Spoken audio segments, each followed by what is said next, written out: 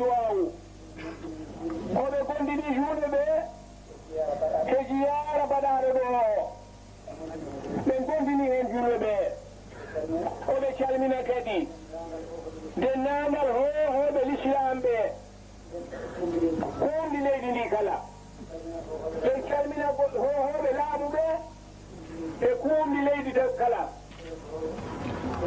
o wi gilano président o ha e gornema makko fof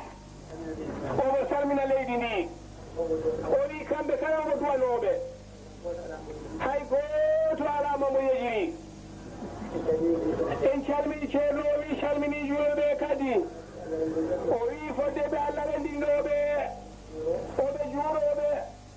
oɓe ñaago gon ñaago en duwawu gila e almameɓe gonɓe leydi he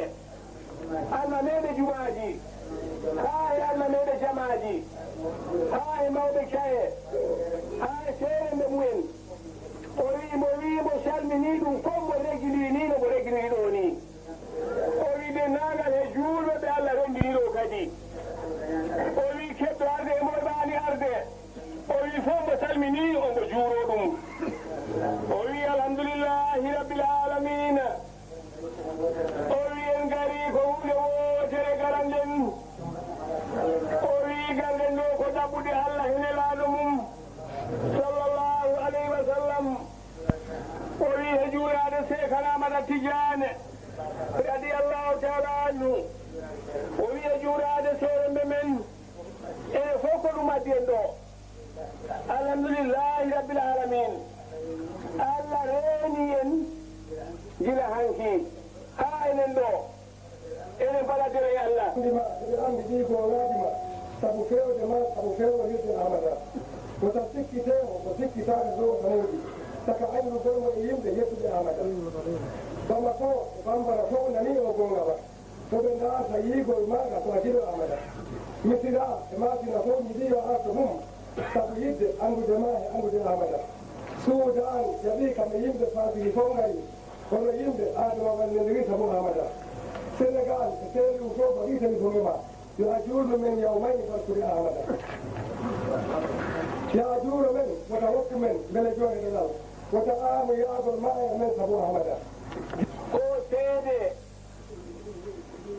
o wi no jettirɗen ɗo Allah ni o wi en gandi en nalani ɗo si wona Allah wi e nelaɗo Allah sallallahu alayhi wa sallam wi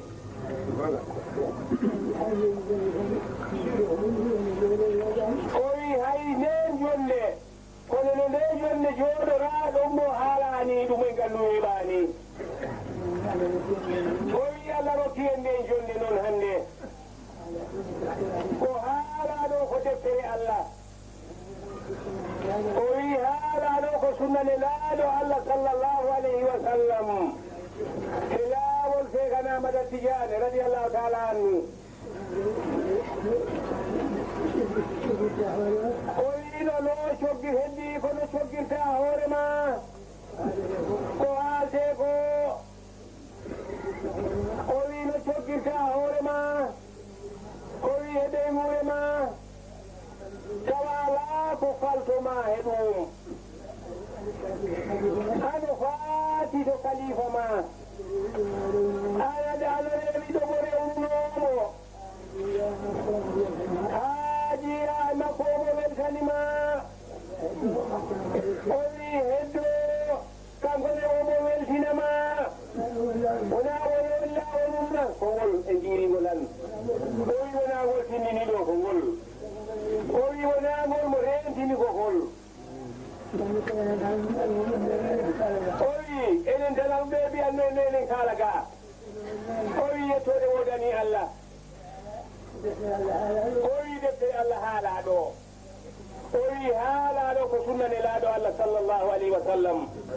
ha yettirde Sekhana Ahmada Tidiane ɗiɗi ha ñagotoɗo tawa ala e yibbuji seeɗa hay wodu so aɗa jogino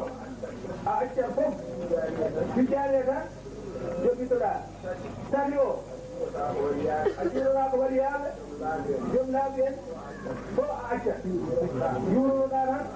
ko annabaɓe e dahabaɓe e tijjaniyankoɓe